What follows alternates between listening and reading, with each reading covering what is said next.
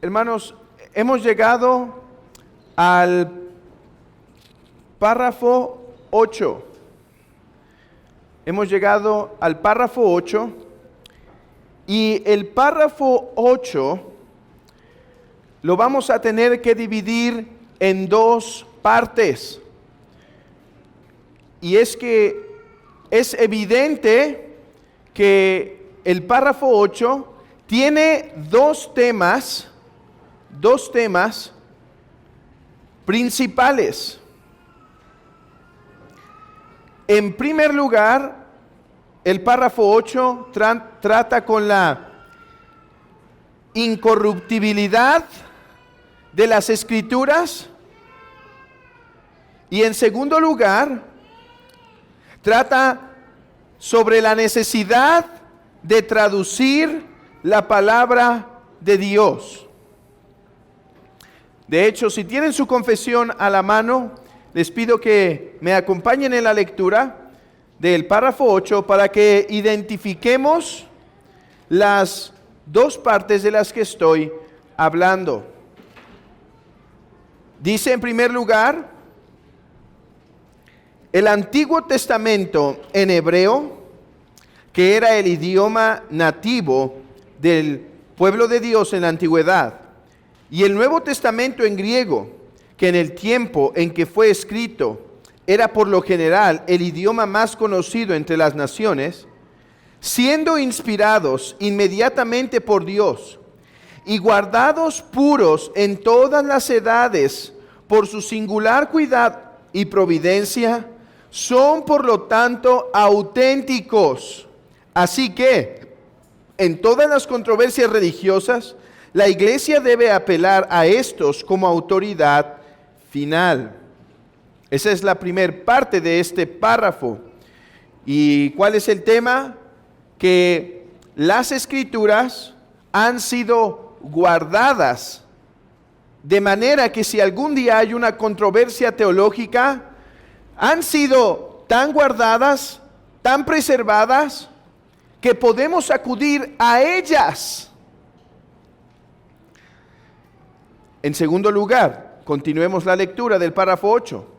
Pero, debido a que estas lenguas originales no son conocidas por todo el pueblo de Dios, el cual tiene derecho a las Escrituras e interés en estas, y debido a que se le manda leerlas y escudriñarlas en el temor de Dios, por lo tanto, deben ser traducidas a la lengua común de todas las naciones a las que sean llevadas, para que, habitando en abundancia la palabra de Dios en todos, puedan adorarle de manera aceptable, y para que, por medio de la paciencia y el consuelo de las Escrituras, tengan esperanza. Entonces, el párrafo 8 tiene en primer lugar el tema de que las Escrituras han sido guardadas de manera incorruptible. Y por otro lado, aunque podemos hoy acceder a las Escrituras en hebreo y en griego, debido a que estas no son lenguas conocidas y no todos las pueden aprender, por lo tanto, deben ser traducidas. Bueno, hoy prestemos atención a la primera parte del párrafo, la incorruptibilidad de las Escrituras. Hermanos, este tema es bien importante en nuestros días, muy importante, pero es complejo también. Así que hoy mi intención es darles un resumen de esta doctrina para confortar sus corazones, para instruir sus corazones, para preparar sus corazones, para presentar defensa. Pero no esperemos un tratado completo y exhaustivo. En el seminario, cuando hablé de esta doctrina y cuando hablé del tema del criticismo textual y demás, nos tardamos cerca de 2 horas y media a 3 horas tratando este tema. Bueno, aquí lo intentaremos hacer en 30 minutos. es lo que me sobra de tiempo. Así que no esperemos que todas las preguntas se resuelvan. Y si veo que es necesario hacer más lecciones del tema, lo haré, pero si no, continuaré, porque si no, nunca vamos a terminar el capítulo 1 de la confesión. Ya casi llegamos a lección 32, es el día de hoy, y no hemos pasado el capítulo 1. Y ya calculé que en el capítulo 2, cuando hablamos de la doctrina de Dios, nos vamos a tardar como 20 lecciones. Así que mejor vamos dándole.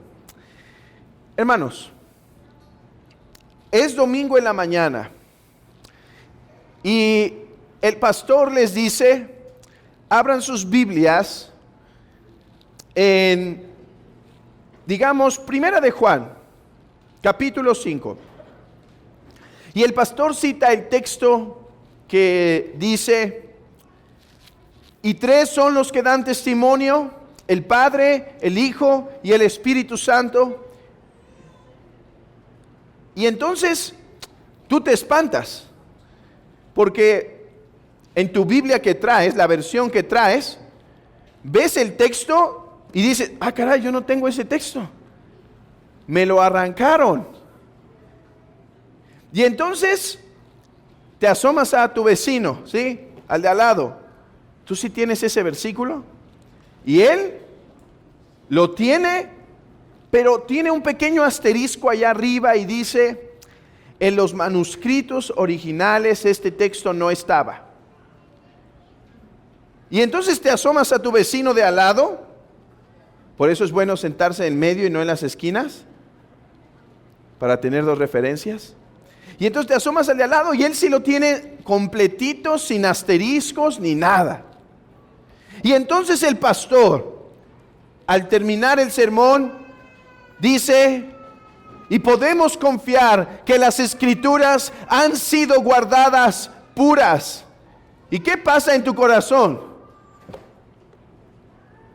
Amén por lo que predicó, pero ¿tengo en verdad seguridad de que las palabras de Dios ha sido guardado pura? De hecho, esta es una realidad, hermanos, que fue importante atender en el tiempo de la Reforma Protestante por causa de Roma. Porque Roma decía que solo ella tenía autoridad para decir cuáles eran las escrituras puras y ellos dirigían hacia la Vulgata. Entonces, hablaban y le decían a los protestantes, ¿tú dices que es el griego y el hebreo? A ver, ¿por qué hay aquí esta discrepancia entre estos textos?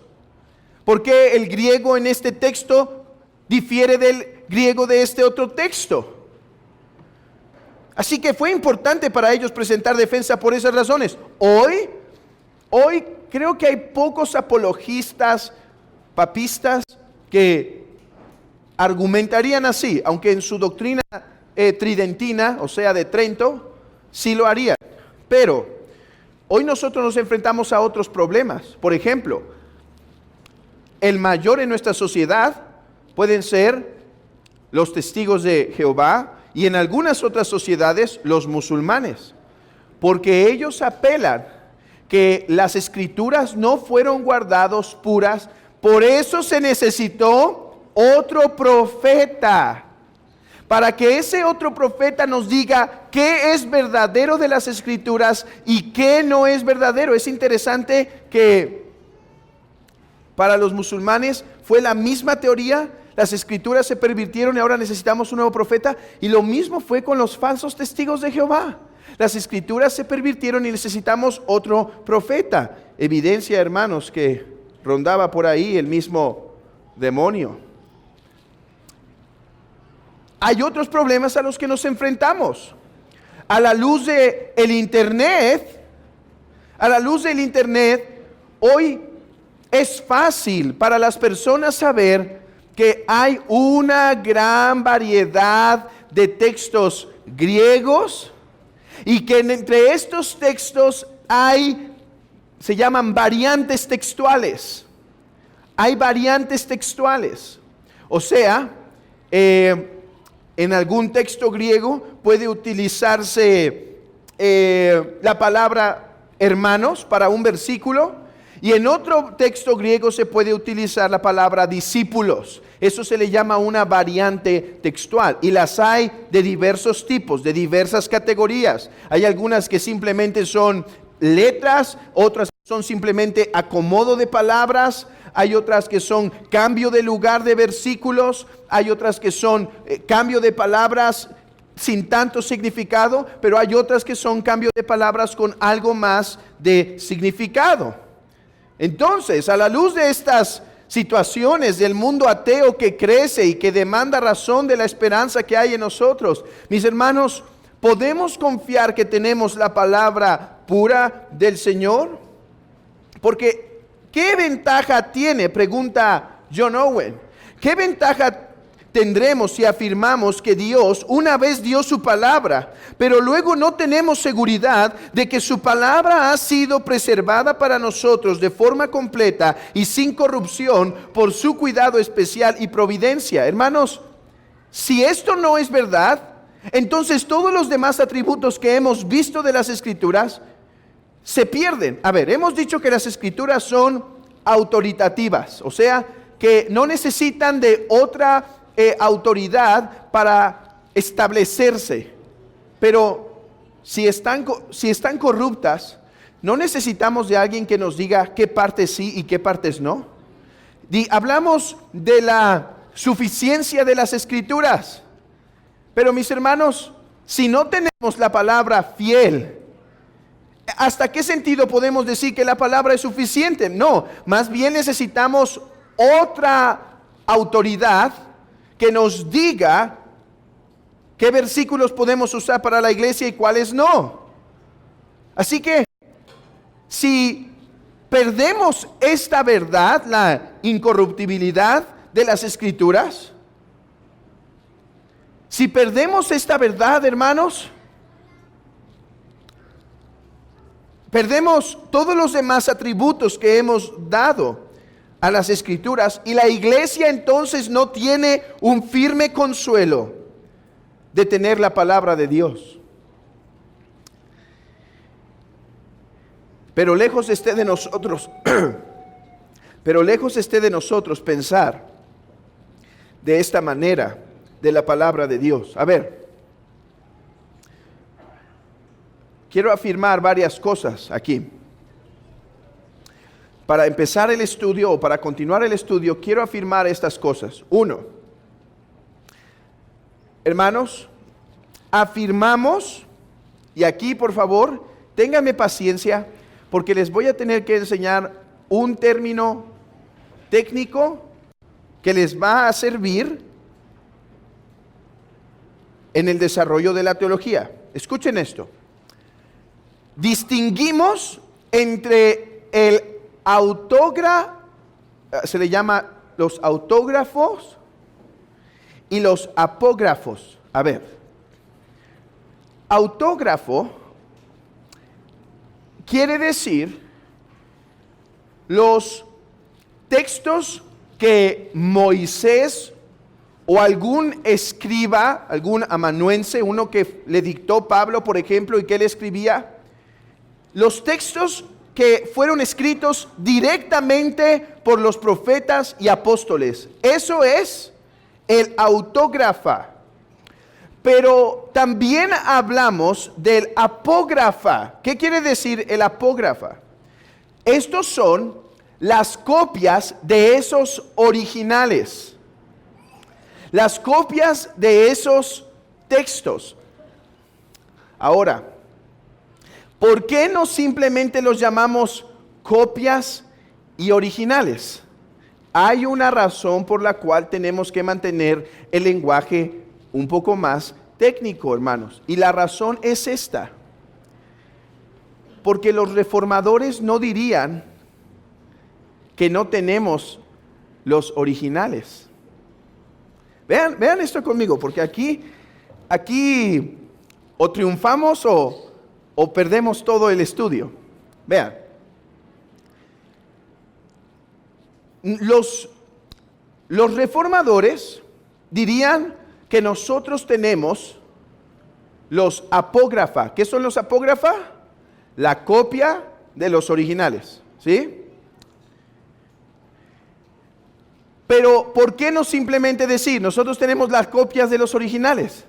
No, porque para ellos, vean esto, aquí es donde viene la trampita. Porque para ellos los apógrafa son originales. O sea, contienen lo mismo que los autógrafos. Entonces, habiendo dicho esto, afirmamos que los autógrafa, las obras originales que escribieron Moisés, Juan, Pedro, etcétera, no permanecen entre nosotros, o al menos, incluso si alguna está guardado, nunca lo sabremos.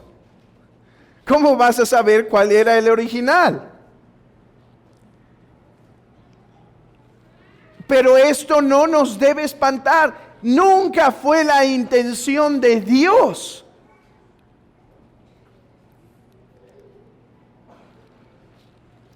De hecho, dice Owen, y aquí me basé mucho en los escritos de Owen porque él es una fuente primaria para entender la confesión. Y él dice, la única forma en la que podríamos tener hoy todavía los originales o los autógrafa es por medio de una intervención milagrosa de parte de Dios. Guarden eso en su mente. ¿Qué dice Owen respecto a de qué forma hoy podríamos tener los autógrafa entre nosotros? Por medio de una obra milagrosa. Guarden eso en su mente porque lo vamos a utilizar en un momento. Entonces, afirmamos que no tenemos los autógrafa. Por otro lado, afirmamos que los autógrafa fueron inspirados por Dios directamente.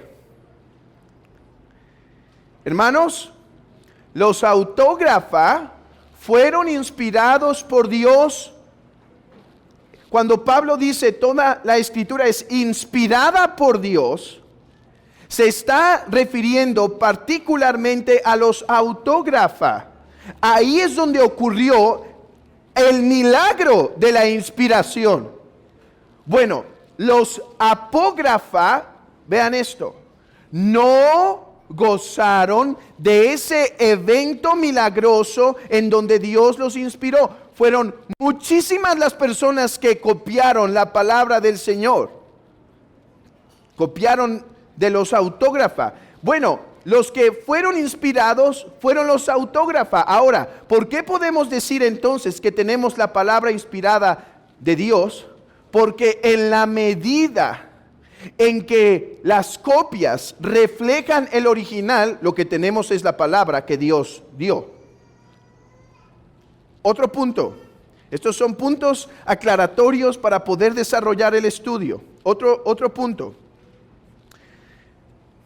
Citando a John Owen, no afirmamos que fuera imposible para ellos cometer errores. A ver, Owen dice que creamos que la palabra inspirada de Dios ha sido guardada incorruptiblemente, o sea, preservada de forma incorruptible. No quiere decir que negamos que los copistas cometieron errores. Algunos de ellos cometieron errores. Y eso no demerita que la palabra ha sido preservada incorruptiblemente. Hermanos,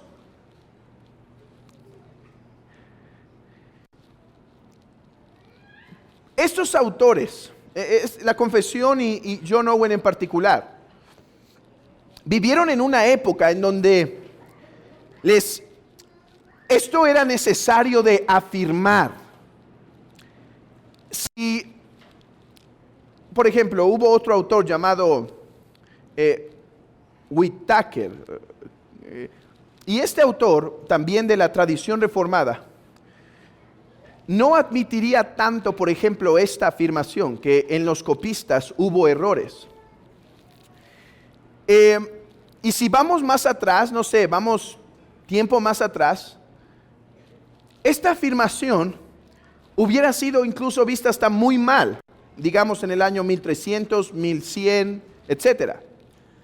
Pero ¿por qué para el tiempo de la Reforma Protestante esto ya no era algo tan extraño? Mis hermanos, porque la Reforma Protestante nació en lo que llamamos la era del renacentismo. ¿Y qué implicó la era del renacentismo? La famosa frase de ad fontes. En la era del renacentismo empezó a haber un deseo por conocer las obras originales, y esto también afectó positivamente la Reforma.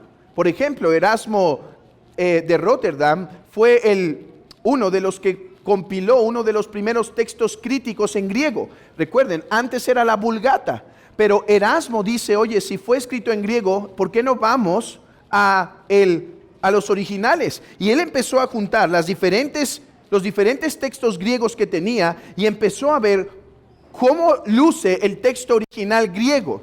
Es uno de los primeros textus receptus. Hay lo que se llaman textus receptus hoy en día, hay cerca de 6, y ese es uno de ellos. Bueno, es por eso que John Owen no puede negar que los copistas pudieron cometer errores, y aún así afirmar que la Biblia es guardada incorruptiblemente. ¿Cómo?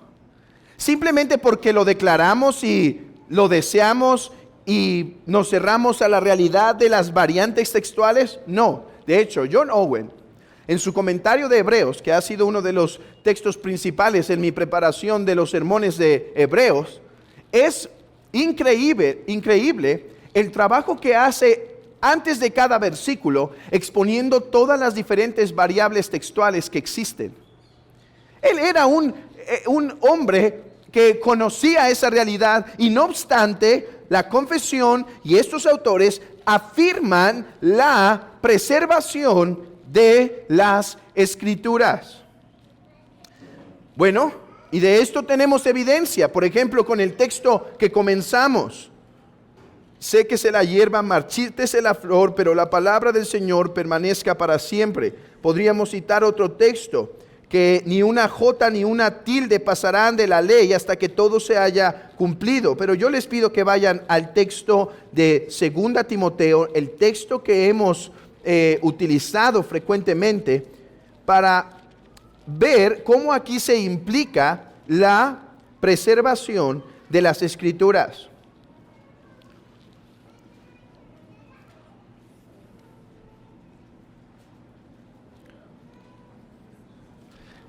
Dice, toda la Escritura es inspirada por Dios y útil para enseñar, para redarguir, para corregir, 2 Timoteo 3:16, para instruir en justicia, a fin de que el hombre de Dios sea perfecto, enteramente preparado para toda buena obra.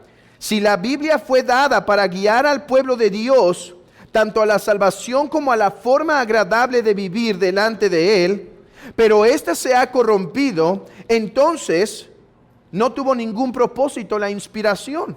Mis hermanos, este texto, aunque no enseña explícitamente la preservación, lo implica. Porque, ¿cuál fue el propósito por el cual Dios dejó su palabra, la inspiró? Es para que no tuviéramos palabras de hombres, sino su misma palabra, para guiarnos el camino de salvación y para instruirnos en justicia y en santidad.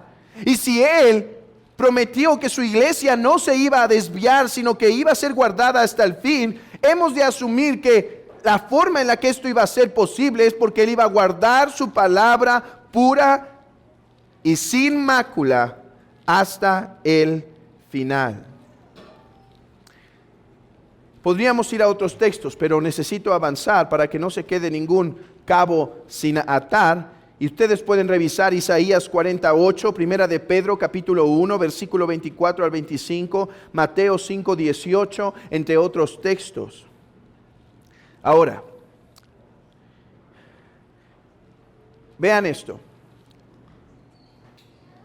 La preservación de las Escrituras ha sido hecha por Dios a través de la providencia divina.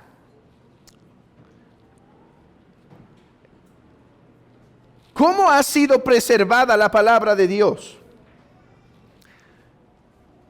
Hermanos,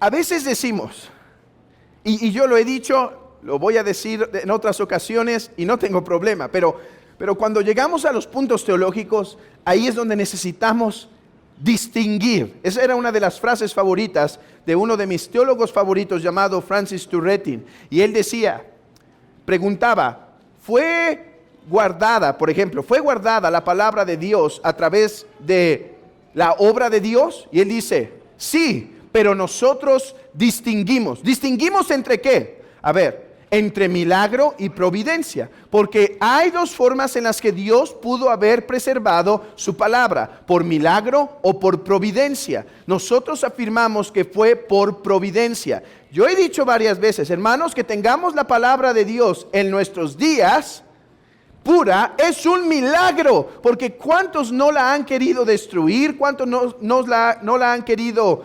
derribar? Etcétera.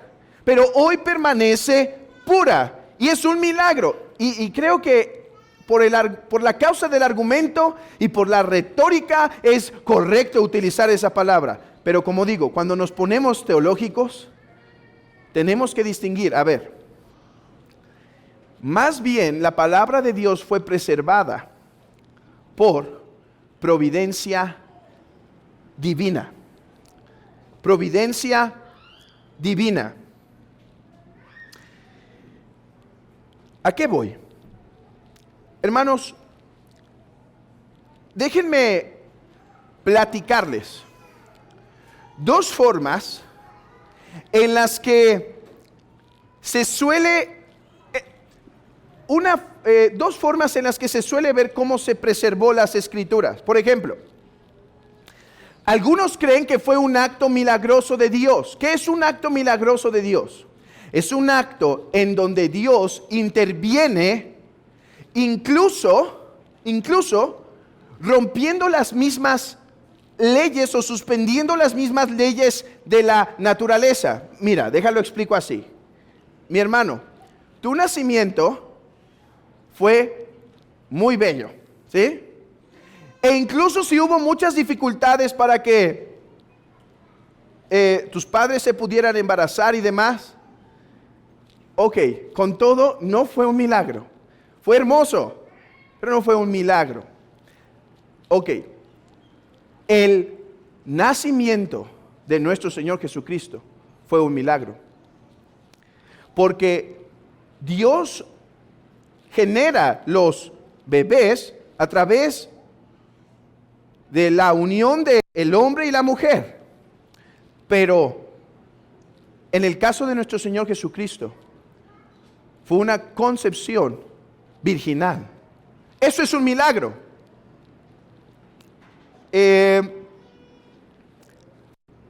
Así es como distinguimos. Incluso el nacimiento, por ejemplo, de Isaac, sí fue un milagro en un sentido, pero por otro fue una obra de la providencia de Dios, simplemente manteniendo los elementos hasta cierto tiempo más.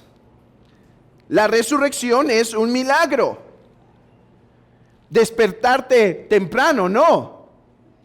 Para algunos casi, pero... Entonces, distingamos entre estas cosas. Bueno, algunos creyentes muy genuinamente han creído que la Biblia fue preservada de una forma milagrosa. Y para esto déjenme contarles la historia, por ejemplo, que se nos narra en Esdras, segundo de Esdras. No vayan a sus Biblias. Este es en los libros que llamamos intertestamentarios. Y en Esdras se cuenta que Dios le manda al profeta y le dice, ve y habla la palabra de Dios al pueblo. Habla la palabra de Dios al pueblo y repréndelos. Pero, ¿qué ocurre? Dice, pero ¿cómo voy a hablar la palabra si no está? Si ya se ha perdido. Y es que hay evidencia que en el cautiverio la palabra de Dios fueron muchos aspectos, muchas partes de ella destruidas, al menos los originales y demás. Bueno, llega un momento en donde Dios le dice a el profeta, no te preocupes, yo te voy a dar la palabra de Dios. Ven, bebe esto y agarra un escriba y díctale lo que salga de tu boca, porque eso será la palabra de Dios. Hermanos, eso sería una forma milagrosa de preservar las escrituras. Y hubo padres de la iglesia que creyeron esta postura. Por ejemplo, Ireneo, Clemente de Alejandría y Tertuliano.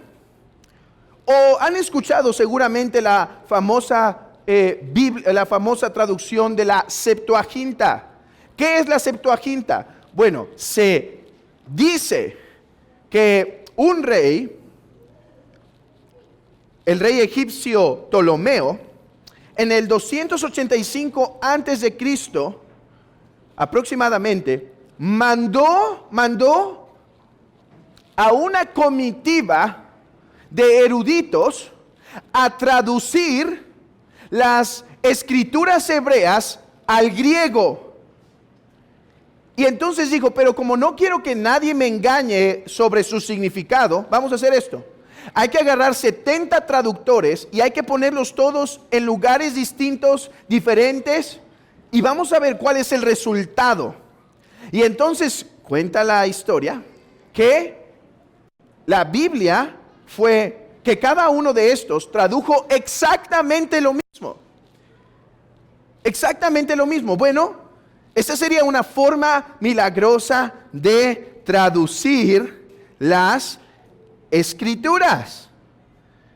Pero mis hermanos, aunque no dudo que Dios tiene poder para preservar su escritura a través de obras milagrosas como estas, lo que nos revela la historia y la palabra es más bien que fue a través su obra providencial que fue preservada y traducida la obra de las escrituras.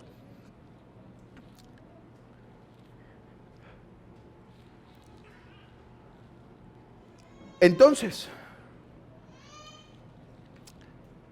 la preservación fue hecha a través de la providencia divina. Y aquí hay una historia a la que quería llevarles, pero ustedes la van a tener que leer en casa, en Jeremías 36, ese sí es del nuestro, ¿sí?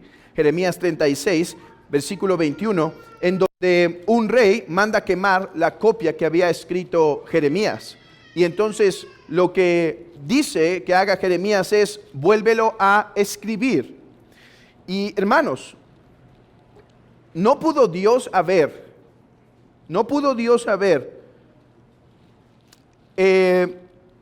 limitado esa acción de ese rey.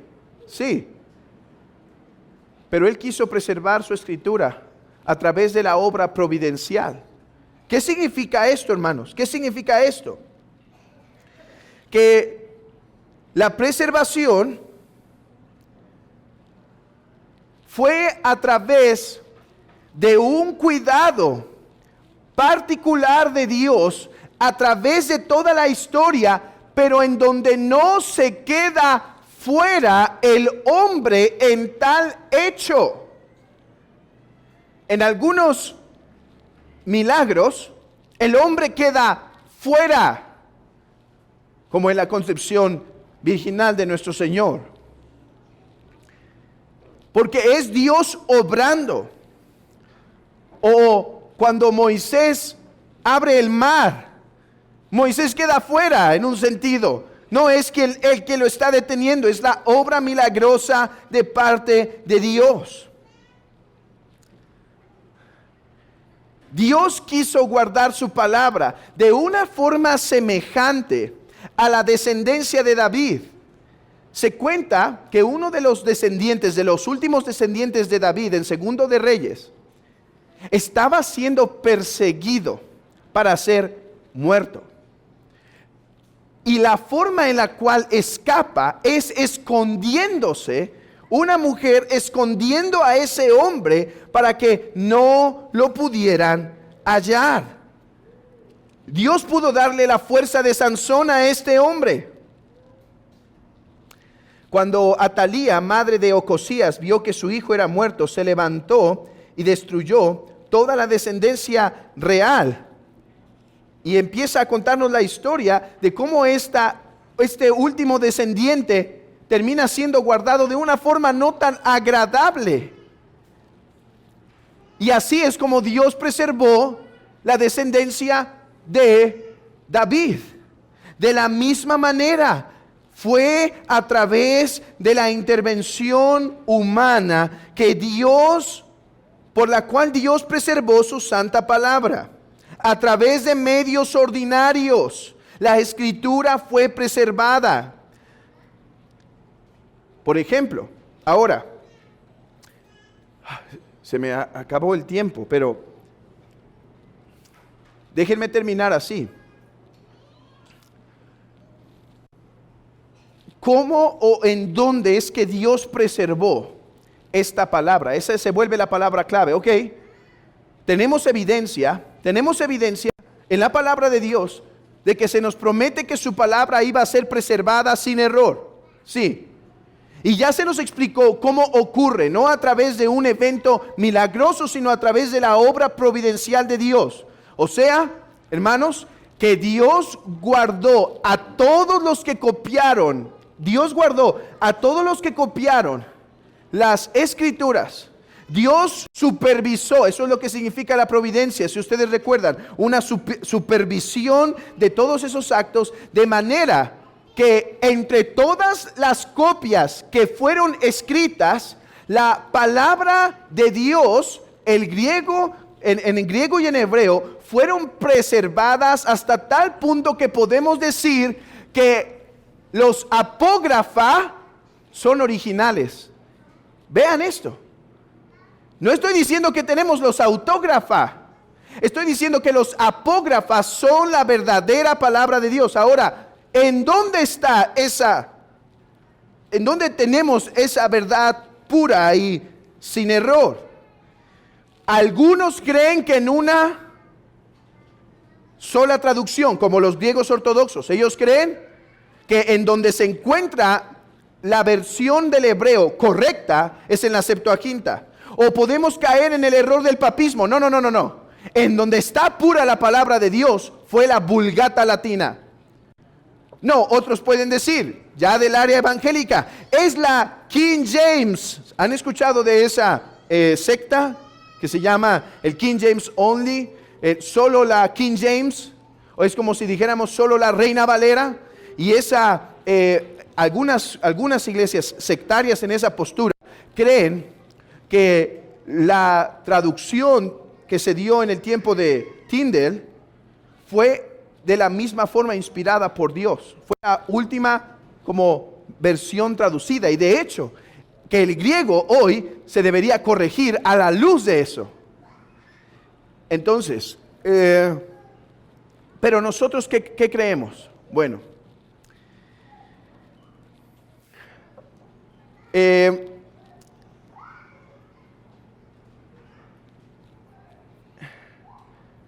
estoy saltándome algunas cosas, aquí llego a la conclusión.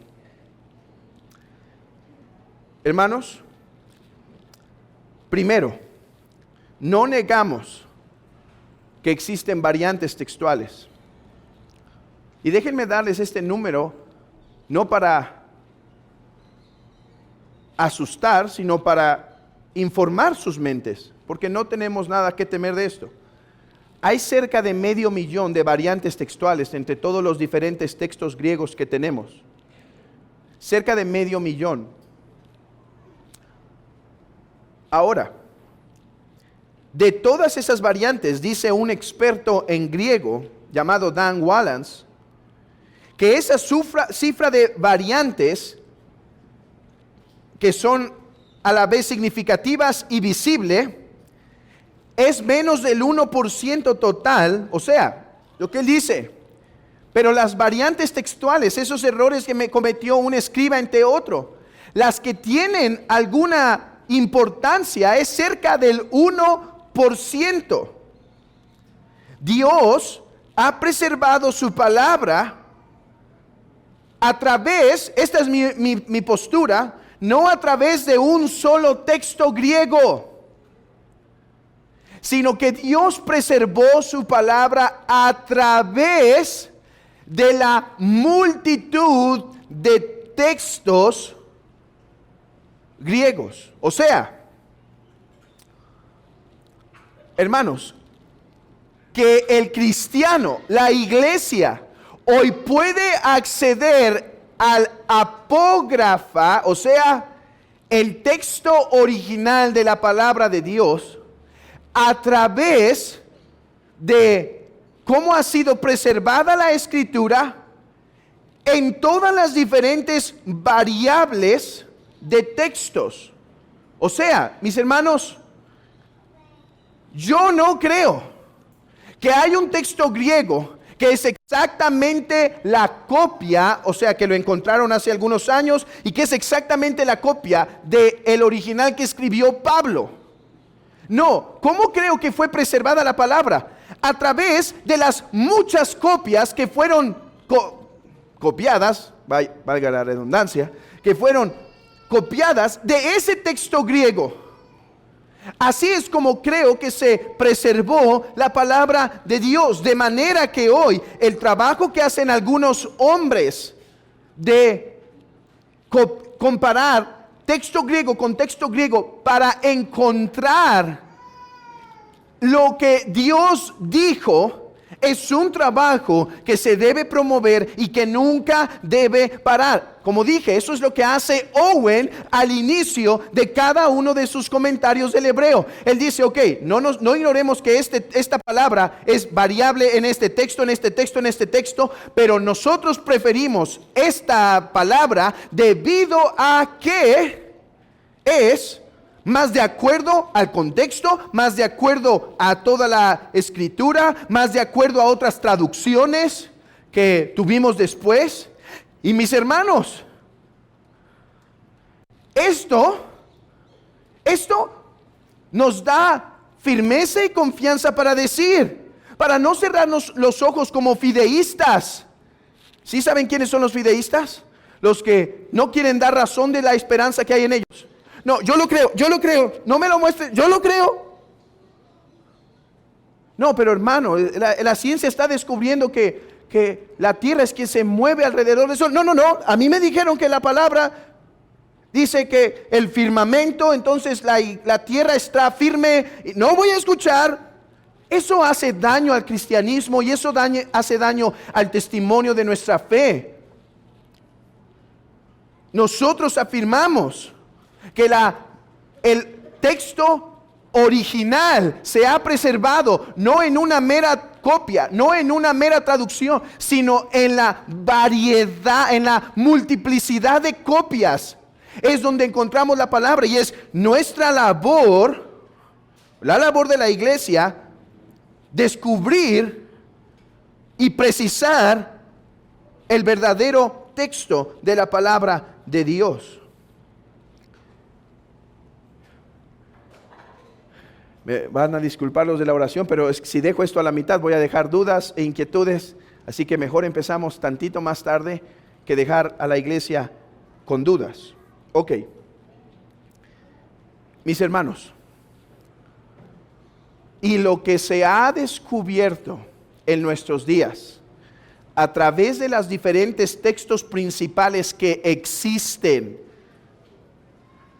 hermanos, es que incluso, por ejemplo, hay dos textos más famosos que se llama lo que se conoce como el texto mayoritario y el texto ecléctico, que son compilaciones y trabajo crítico del texto del Nuevo Testamento. Cuando uno compara estos textos, la similitud es asombrosa para, hermanos, para la cantidad de textos que hay. Otra cosa, y con esto concluyo.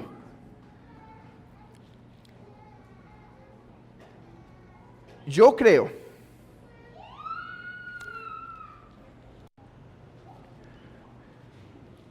bueno, quizá esto lo hablaré después. Mejor déjenme concluir de esta forma.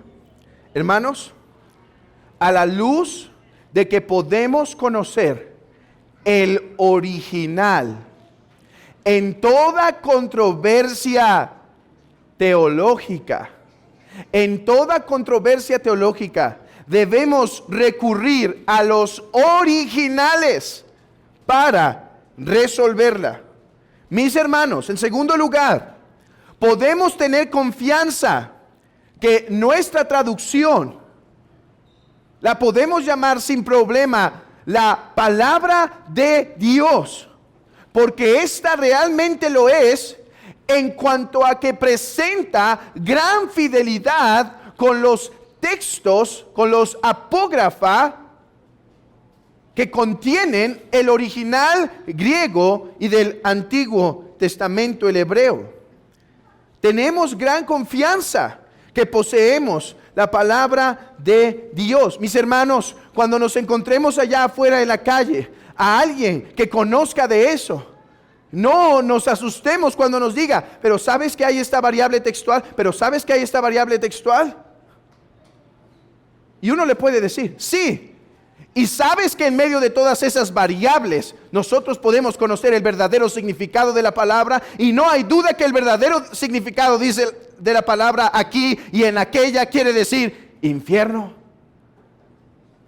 o fe, o arrepentimiento, o cruz. Mis hermanos, la palabra de Dios ha sido preservada. Yo sé, hermanos, preferiríamos que no hubiera todas estas cosas. Preferiríamos que hubiera sido a través de un acto milagroso. Nos evitaría que dar respuesta, ¿sí o no? Bueno, mis hermanos, pero ¿qué si Él, queriendo manifestar su poder y gloria, lo hizo así? A ver, contamos la historia de la iglesia. Mis hermanos, hay muchas cosas muy malas que pasaron en la historia de la iglesia. Muchas cosas y capítulos de qué avergonzarnos. Que hubiéramos preferido que milagrosamente no hubiera pasado nada de eso. Pero Dios quiso preservar su iglesia a través de todos esos elementos. Podríamos hacer como hacen los musulmanes. ¿Qué hicieron los musulmanes? Cuando vieron que había variables textuales en el Corán, porque fueron copiados inmediatamente después de que fue dado tras la muerte de Mahoma, un califa mandó a quemar todas las otras las versiones diferentes para quedarse con una. Y así hoy se jactan ellos de eso. Hoy se jactan de, ¿ves? Nosotros no tenemos variables. Que les platico esto, que aún habiendo hecho eso, todavía hay variables textuales entre ellos, que eso les cuesta mucho trabajo resolver. Porque ellos creen literalmente que su copia del Corán realmente fue inspirada por Dios. O sea, mis hermanos, nosotros creemos que la palabra de Dios fue inspirada, es inspirada, pero que esta Biblia que fue traducida no gozó de eso, que nuestra Biblia es inspirada en la medida que refleja el original, no porque el que la escribió tuvo el milagro de la inspiración. Y eso es algo que ellos no pueden resolver, sus variables textuales. Mis hermanos, preferiríamos que fuera de otra manera, pero ¿habríamos de avergonzarnos de cómo Dios quiso preservar su palabra? ¿O más bien glorificarlo por la forma tan providencial, magnífica y excelsa en que la quiso guardar? Mis hermanos, hoy debemos tener confianza que podemos conocer el texto original a través de los diferentes textos que fueron guardados y preservados por Dios.